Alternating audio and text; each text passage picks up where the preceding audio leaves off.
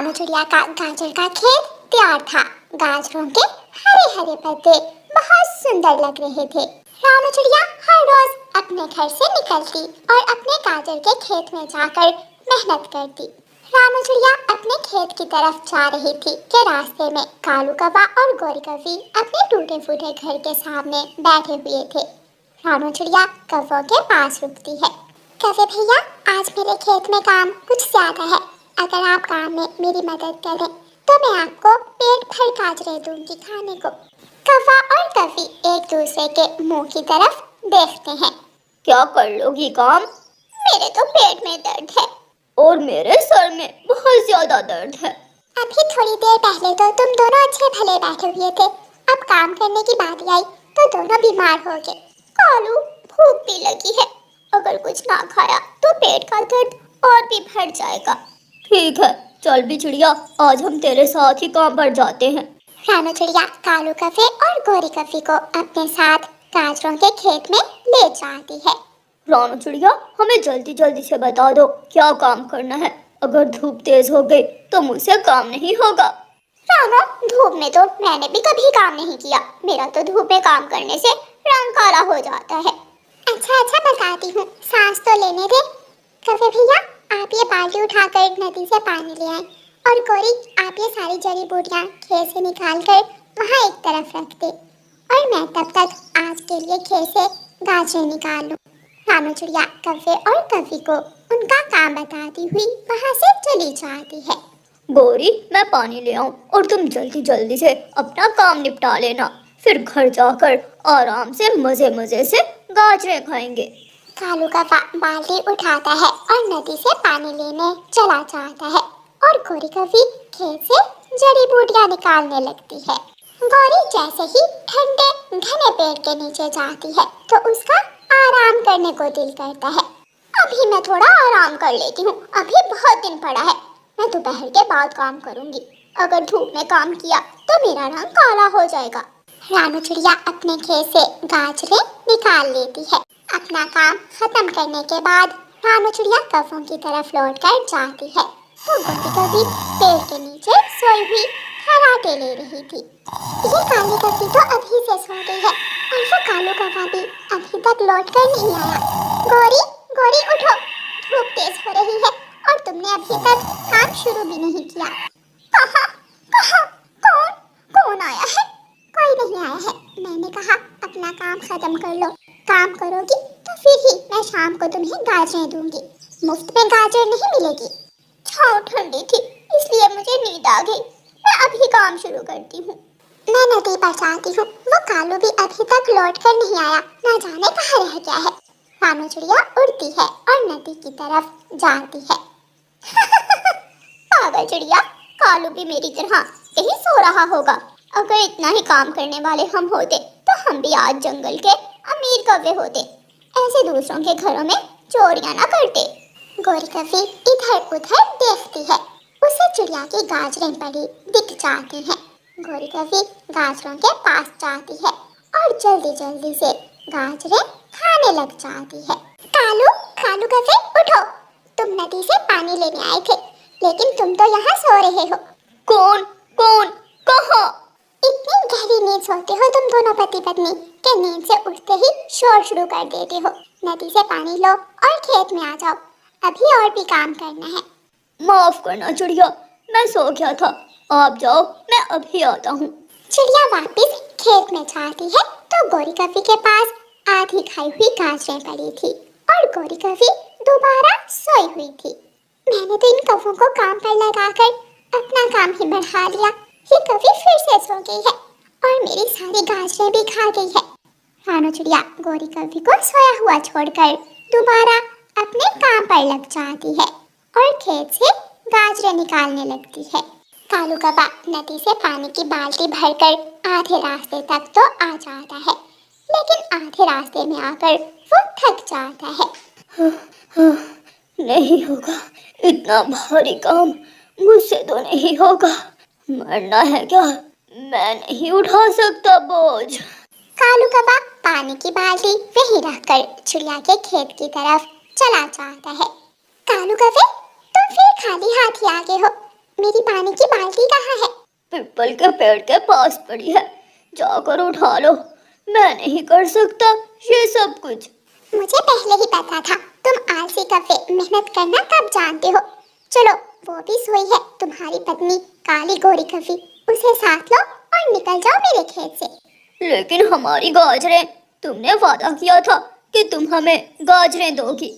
जाकर देखो, तुम्हारी पत्नी ने इतना काम नहीं किया जितनी गाजरें खा ली हैं। कालू कौवा गोरी को जाकर जगाता है। चल गोरी, अब चलें, काम भी नहीं किया और थक भी गए हैं। मैंने तो पेट भरकर गाजरें खा ली थी, क्या चिड़िया ने तुम्हें गाजरें दी है? नहीं, मैं नहीं ला सकता नदी से पानी। मैं बाल्टी रास्ते में ही फेंक कर आ गया हूँ। दूसरे दिन रानो चिड़िया तोते के पास जाती है और तोते से कहती है, तोते भैया, मुझे काम में किसी की मदद चाहिए। मैं कल काले कौवों को खेत में साथ ले गई थी, लेकिन उन्होंने काम क्या करना था, उन्होंने तो उल्टा मुझे ही थका दिया। क्या आप मेरे साथ काम पर जाओगे? हाँ चिड़िया, मैं भी आज फारग ही हूँ, काम करूँगा तो फिर ही घर का चूल्हा जलेगा। तोता रानो चिड़िया के साथ काम पर चला जाता है। रानो चिड़िया तोते को काम बता देती है और खुद अपना काम करने लगती है। तोता नदी से पानी लेने जा रहा था। रास्ते में कौवा और कवि एक पेड़ पर बैठे हुए थे। तोते तोते, मुझे रानो चिड़िया के खेत से कुछ गाजरें ला दो।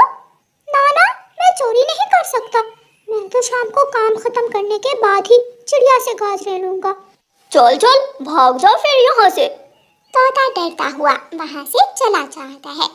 कालू जी, अगर खेत में जाएं तो चिड़िया काम करने को कहेगी, अब क्या करें? करना क्या है, आज रात हम दोनों उस छोटी चिड़िया की सारी गाजरें चोरी कर लेंगे। मेरा सुंदर पति कालू कौवा, तुमने तो मेरे दिल की बात सुन ली। चिड़िया सारा दिन काम करती है, तोता चिड़िया की काम में मदद करता है। तोते भैया, ये ले, आप अपना हिस्सा ले, कल फिर काम पर आ जाना। जितने दिन मेरी गाजरों का खेत है, आप हर रोज यहाँ ही काम पर आ जाया करें। तोता खुश होकर गाजरें लेकर वहाँ से चला जाता है। आधी रात को कौवा और कवि दोनों अपने घर से निकलते हैं और रानो चिड़िया के खेत में चले जाते हैं। कालू जी, तुम खेत से गाजरें निकालो और मैं गाजरों से पत्ते अलग करती हूँ। इधर उधर ध्यान भी रखना। दोनों कौवे चिड़िया के खेत से गाजरें चोरी करने लगते हैं। रानो चिड़िया का घर खेत से ज्यादा दूर नहीं था। उसे अपने खेत में किसी की आहट महसूस होती है। मेरे खेत में कौन है? कोई तो जरूर है। रानो चिड़िया अपने घर से निकलती है और तोते के पास जाती है। तोते भैया, मेरे साथ चलें, मेरे गाजरों के खेत में कोई है, शायद कोई चोर होगा। रुको रुको चिड़िया, मैं लाठी उठा लूं। तोता लाठी उठाता है और चिड़िया के साथ उसके गाजरों के खेत की तरफ चला जाता है। गोरी कवि भूखी थी, वो तो अपने ध्यान बैठी गाजरें खा रही थी और कालू कौवा खेत से गाजरें निकाल रहा था। तोता पीछे से आकर एक लाठी गोरी कवि की पूंछ पर लगाता है। मर गई, तोते कमबख्त, आहिस्ता मारो। काम करते हुए तुम मरते हो और चोरी करते हुए डर नहीं लगता? वो कालू भी है। तोता कालू कौवे के भी एक लगाता है। चिड़िया और तोता दोनों चोर कौवों की खूब पिटाई करते हैं। दोनों कौवे रोते हुए अपने घर की तरफ चले जाते हैं और एक पेड़ पर बैठ जाते हैं। कालू जी, मेहनत करने से भी भोजन मिलता है और चोरी करने से भी, लेकिन मेहनत करने से लाठी का कोई डर नहीं होता। हाँ गोरी, लेकिन चोरी के बाद क्या पता कब लाठी पूंछ पर लगे। फिर दोनों कौवे हंसने लग जाते हैं और अपने घर चले जाते हैं। प्यारे दोस्तों, इस कहानी को लाइक, अपने दोस्तों के साथ शेयर और चैनल को सब्सक्राइब करना बिल्कुल मत भूलना। आपका धन्यवाद। रानो चिड़िया गोरी कवि के घर का काम किया करती थी। वो सुबह सवेरे ही अपने घर से निकल जाती। बच्चों, मैं काम पर जा रही हूँ, मैं शाम देर से घर आऊंगी। गुड़िया बेटी, भाई का ध्यान रखना। मुझे भी साथ जाना है। मम्मा, मुझे भी आपके साथ जाना है। नहीं बेटा, मालकिन ने बच्चों को साथ आने से मना कर रखा है।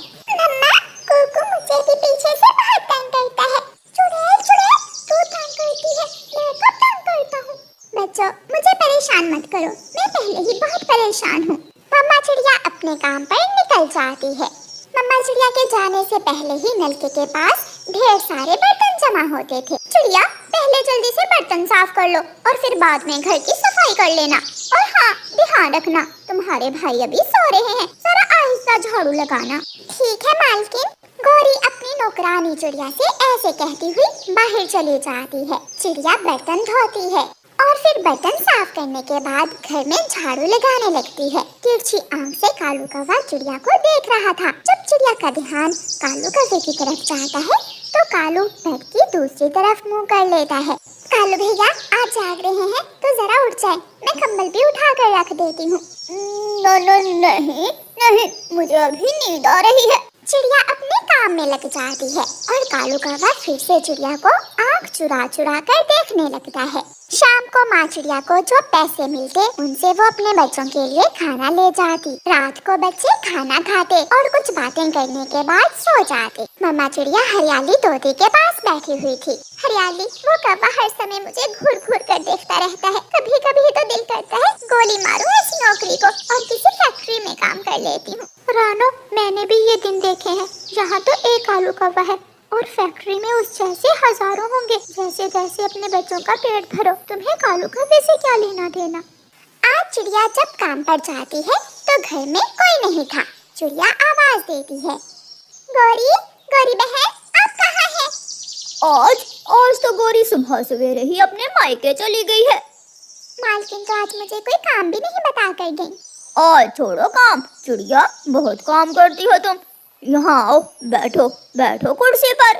डरते डरते चिड़िया लकड़ी की कुर्सी पर बैठ जाती है। कौवा जाता है, वो फ्रिज खोलता है और फ्रिज में से मिठाई निकाल कर ले आता है।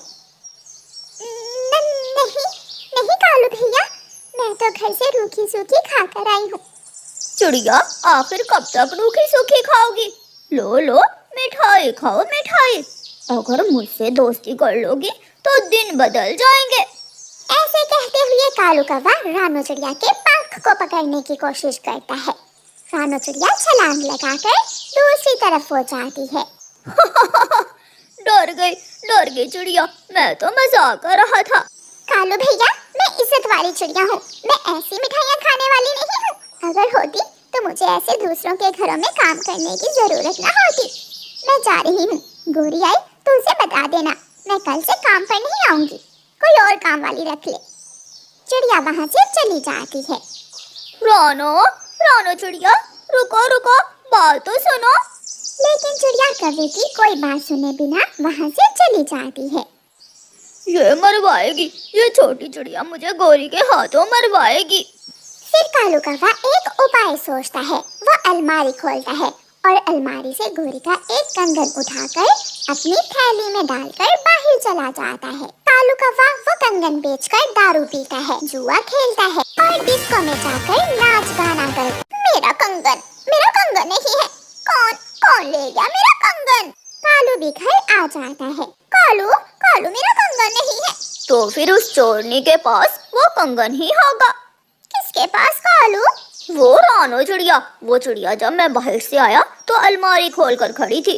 मैंने कहा कि मुझे तलाशी दो तो बोलने लगी, लंबी लंबी बातें सुनाने लगी वो मुझे। तो तुमने उसे जाने क्यों दिया? रोक लेते उसे मेरे आने तक। वो तो मुझ पर उल्टे सीधे इल्जाम लगाने लगी थी। मैंने पंख से पकड़ने की कोशिश की तो शोर मचाने लगी। मैं इज्जतदार कौवा हूँ, ऐसी चिड़ियाओं के मुंह नहीं लगता। उसे तो मैं अभी देखती हूँ। शाम का वक्त था। गौरी कौवी गुस्से में चिड़िया के घर जाती है। मम्मा, क्या आज काम नहीं मिला आपको? मम्मा, आज तो आप हमारे लिए खाना भी नहीं लाई हैं। हाँ बच्चों, आज मुझे काम नहीं मिला। कल मैं अपने बच्चों को उनकी पसंद की चीजें ला कर दूंगी। दरवाजे पर जोर जोर से दस्तक होती है। रानो चिड़िया दरवाजा खोलती है।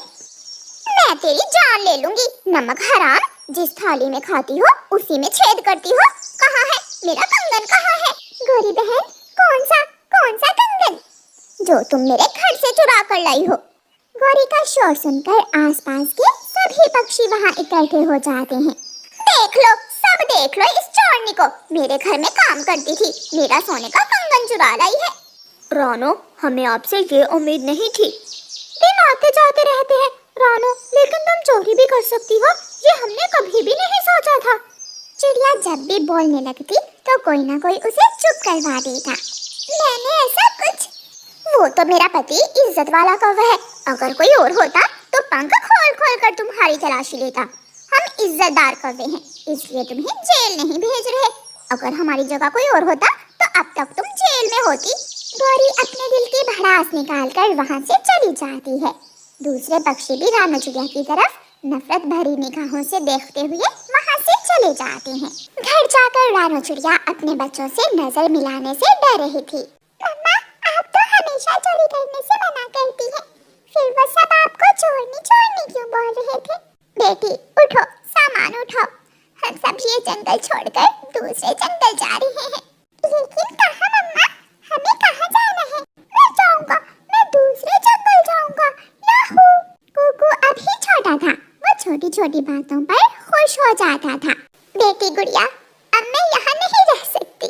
चिड़िया अपना जरूरी सामान बांधती है और उसी रात दूसरे जंगल चली जाती है। दिन, महीने और साल गुजरते गए। इसी तरह पूरे 2 साल गुजर जाते हैं। रानू चिड़िया ने दूसरे जंगल में जाकर खेती का काम शुरू कर लिया था। रानू चिड़िया अपनी सब्जियां बेचकर बहुत अमीर बन गई थी। अब उसके पास अपना बड़ा घर था और सब्जियों का पूरा खेत भी। चिड़िया के बच्चे बड़े हो गए थे, जो अब काम में चिड़िया की मदद करते थे। मम्मा, अब आप खेत में नहीं जाएंगी, मैं और कुकू भाई खेत का काम संभाल लेंगे। और मम्मा, कल से सब्जियां लेकर बाजार भी मैं ही जाया करूंगा। हाँ मेरे बच्चों, अब मेरे बच्चे जवान हो गए हैं, अब मुझे कोई चिंता नहीं है। गुजरते हुए सालों में कालू कौवा बूढ़ा, कमजोर और बीमार हो गया था। एक दिन सुबह सुबह ठंडी के मौसम में कालू कौवा घर वापस आ रहा था कि उसे फालिज हो जाता है। वो उड़ते उड़ते गिर जाता है। कोई उठाकर उसे घर छोड़ जाता है। वो ना बोल सकता था, ना हरकत कर सकता था, बस जिंदा लाश बनकर लेटा हुआ घोंसले में एक तरफ देखे जा रहा था। कालू, इससे तो अच्छा था तू मर ही जाता। अब मैं कैसे तुझे सारी जिंदगी साफ करूंगी? दिल तो करता है तुझे उठाकर घर से बाहर फेंक दूं, लेकिन क्या करूं? दया आ जाती है तुम पर। कालू कौवा सुन जरूर सकता था, और जो कुछ वो सुन रहा था शायद ये उसे उसी जुल्म की सजा मिली थी जो उसने रानू चिड़िया के साथ किया था। प्यारे दोस्तों, अगर कहानी पसंद आए तो लाइक करना बिल्कुल मत भूलना। आपका धन्यवाद।